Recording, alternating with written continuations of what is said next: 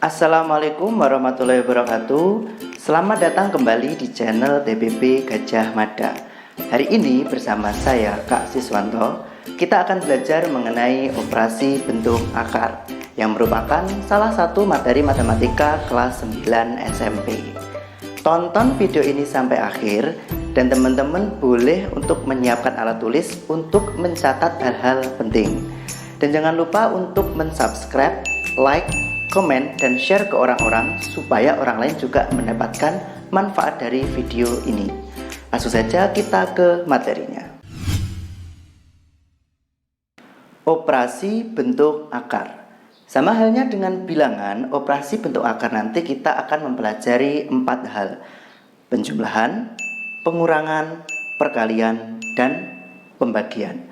Namun sebelum kita ke operasi, alangkah lebih baiknya kalian harus mengetahui dulu bentuk umum dari bentuk akar, di mana bentuk umumnya adalah seperti ini. Ini bacanya adalah akar pangkat N dari A. Sekali lagi, akar pangkat N dari A, di mana N-nya adalah pangkat akar dan A adalah bilangan yang ada di bawah tanda akar. Sekali lagi, N-nya adalah pangkat akar dan A-nya adalah bilangan di bawah tanda akar. Setelah itu, kalian juga harus mengetahui 2 istilah lainnya, yaitu akar senama dan akar sejenis. Akar senama itu adalah bentuk akar yang memiliki pangkat akar yang sama. Jadi pangkat akarnya harus sama, bilangan di bawah akarnya tidak harus sama. Contohnya adalah akar pangkat 3 dari 2 dan akar pangkat 3 dari 6. Kemudian akar 7 dengan akar 5. Lalu yang kedua ada istilah yang namanya akar sejenis. Kalau akar senama tadi pangkat akarnya yang sama, kalau akar sejenis dua-duanya harus sama. Pangkat akarnya sama, kemudian bilangan di bawah akarnya juga harus sama. Contoh, akar 3 dengan 2 akar 3. Akar 7 dengan 3 akar 7. Akar P dengan 5 akar P. Nah, 2 istilah ini nanti yang akan kita pakai untuk menyelesaikan operasi pada bentuk akar mulai dari penjumlahan, pengurangan, perkalian, dan pembagian. Yang pertama adalah penjumlahan dan pengurangan. Untuk penjumlahan dan pengurangan bentuk akar hanya bisa dilakukan pada bentuk akar yang sejenis saja. Ingat tadi akar sejenis ya. Jadi sekali lagi hanya berlaku untuk akar sejenis saja. Caranya bagaimana? Caranya adalah dengan menjumlah atau mengurangi bilangan yang ada di luar tanda akar. Sedangkan bilangan yang ada di dalam akar tetap tidak ditambah atau tidak dikurangi. Artinya kalau bentuknya seperti ini, A akar M ditambah atau dikurangi B akar M, maka hasilnya nanti adalah kita hanya menjumlah atau mengurangi bilangan yang di luar akar saja. Maka isinya di sini adalah A ditambah atau dikurangi B akar M. Gitu. Untuk lebih jelasnya kita ke contoh soal yang sudah saya tuliskan di bawah ini. Contoh soal nomor 1, 4 akar 3 ditambah 6 akar 3. Pertama, lihat dulu apakah bentuk akarnya sejenis? Iya, sama-sama akar 3. Artinya kita cukup menjumlahkan bilangan yang ada di luar tanda akar. Maka ini jadinya adalah bagaimana? Ya, 4 ditambah 6 akar 3, yang hasilnya adalah 4 tambah 6 berapa? 10 akar 3. Selesai. Gampang kan? Sekarang yang kedua yaitu pengurangan. 5 akar 6 dikurangi akar 6. Hati-hati, untuk yang belakang dia bilangan di luar akarnya tidak ada. Artinya kalau nggak ada bilangannya dia berapa? 1. Betul. Jadi ini adalah 5 dikurangi 1 akar 6. Maka hasilnya adalah 4 akar 6. Gitu. Cuman di sini saya ada trik kalau misalkan teman-teman kesulitan atau mungkin pengen ada istilah yang lebih mudah. Anggap saja akar yang sama ini adalah sebuah buah, misalkan apel.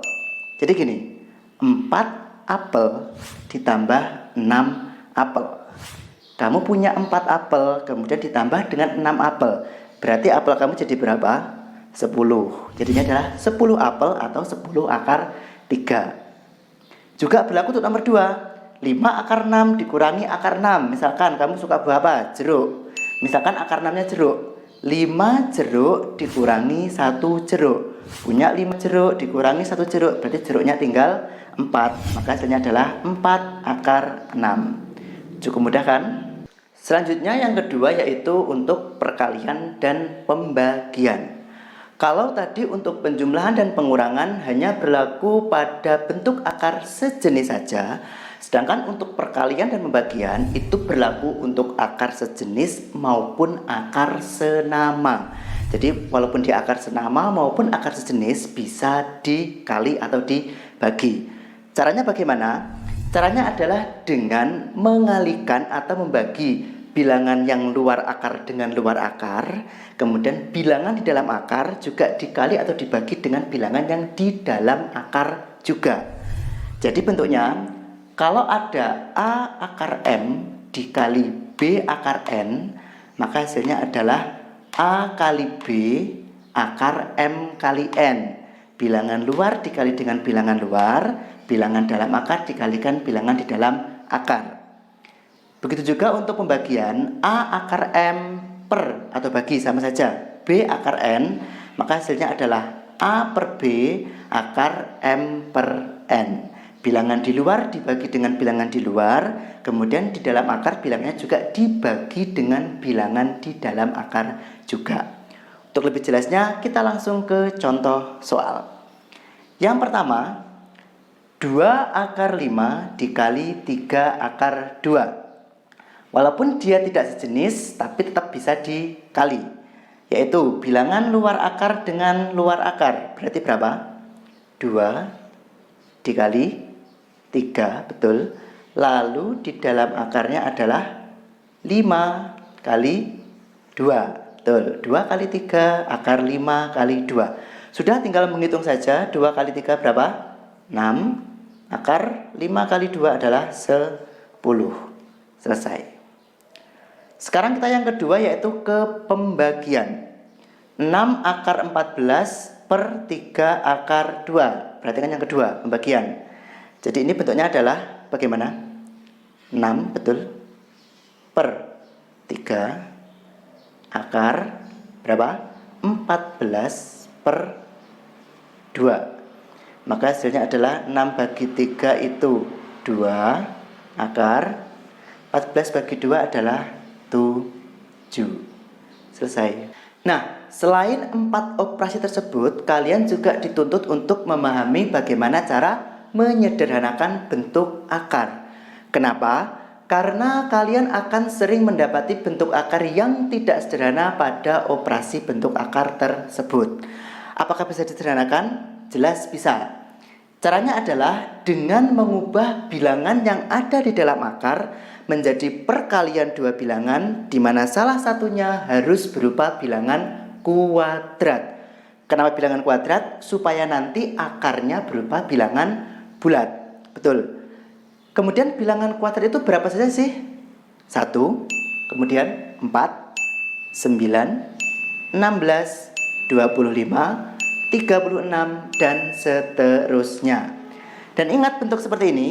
Jika ada akar M dikali N, itu artinya akar M dikali akar N. Sekali lagi, akar M kali N hasilnya adalah akar M dikali akar N. Untuk lebih jelasnya, sekarang perhatikan contoh berikut. Yang pertama adalah akar 12. Akar 12 itu bisa disederhanakan. Ingat, diubah menjadi perkalian di mana salah satunya harus bilangan kuadrat. Kira-kira 12 itu berapa kali berapa yang salah satunya bilangan kuadrat? Betul, 4 kali 3. Jadi ini akar 4 kali 3. Kemudian kita ke sini, bentuk lainnya adalah akar 4 dikali akar 3. Akar 4 itu kan bulat, berapa? 2. Ya, jadi ini adalah 2 akar 3. Selesai. Inilah poinnya kenapa salah satunya harus bilangan kuadrat, karena akarnya nanti biar bulat. Coba kalau tadi 12-nya kita bikin 6 kali 2. Akar 6 kali 2. Akar 6 apakah bulat? Tidak. Akar 2 juga tidak. Makanya tidak akan menjadi lebih sederhana. Paham? Sekarang kita yang kedua, akar 45. Berapa kali berapa hasilnya 45, di mana salah satunya adalah bilangan kuadrat. Apakah 3 kali 15? Bukan ya, 3 bukan bilangan kuadrat, 15 juga bukan. Berarti berapa? Ya, betul. 9 kali 5. Bilangan kuadratnya berapa? 9, betul. Jadi ini adalah akar 9 dikali akar 5. Akar 9 berapa? 3. Jadi adalah 3 akar 5. Selesai. Nah, perlu teman-teman ketahui bahwa materi ini itu selalu masuk ke kisi-kisi ujian nasional dari tahun ke tahun. Saya mengutip pada soal tahun 2016 yang bunyinya seperti di papan tulis ini. Hasil dari akar 54 dikurangi akar 24 adalah berapa? Akar 6, 5 akar 6, 9 akar 6, atau 10 akar 6. Coba video ini di pause dulu, kemudian coba kerjakan, lalu setelah selesai di play lagi dan kita koreksi bersama-sama hasilnya sama atau tidak. Gitu. Langsung saja. Tipsnya adalah gini. Pertama, perhatikan pilihan ganda. Kebetulan semua bilangan yang ada di dalam akar itu adalah 6. Ini memudahkan. Kenapa? Artinya kalian tidak perlu susah-susah mencari bilangannya nanti. Mengubah atau menyederhanakan soalnya nanti pasti semuanya mengandung bilangan 6. Betul.